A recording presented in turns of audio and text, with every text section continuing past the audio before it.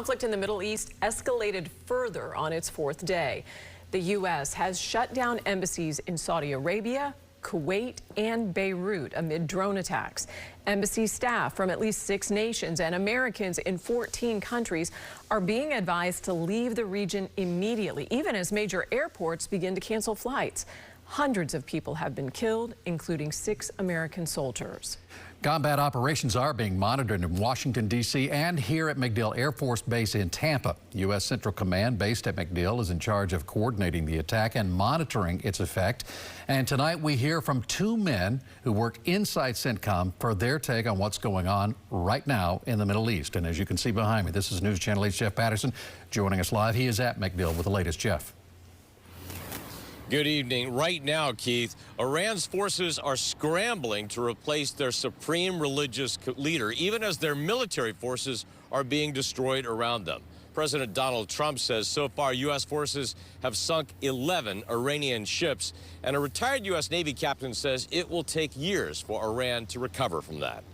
This is declassified video from U.S. Central Command showing an airstrike on an Iranian ship. Retired U.S. Navy Captain Robert "Rocky" Rochford once commanded a large fleet of U.S. ships in the Middle East, and he says the loss of Iran's ships has severely hit their war capabilities. Their ability to reach out into the Gulf is now limited to these small boats. They don't have any hardware, any power anymore. Rochford says it will take years for Iran to recover from the loss of its main navy.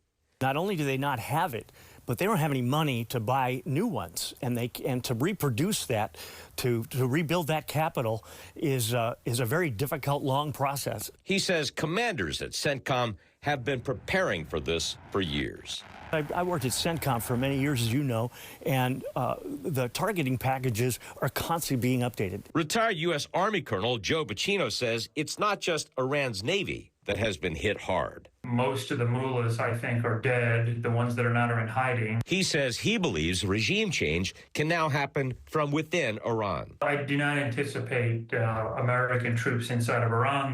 The president has already multiple times said that that's not going to happen. He generally has no appetite for that. I think you're going to have to see regime change affected from the air.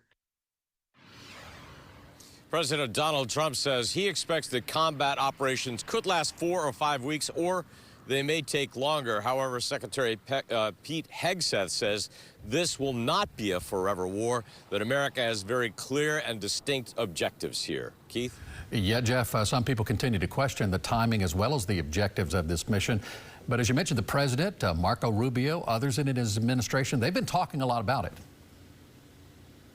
Yes, indeed. As a matter of fact, they say the objectives are clear, that they wanted to take out Iran's Navy, and it appears that they've done just about that so far. They want to degrade their military capabilities to make sure they can't strike in the Gulf region.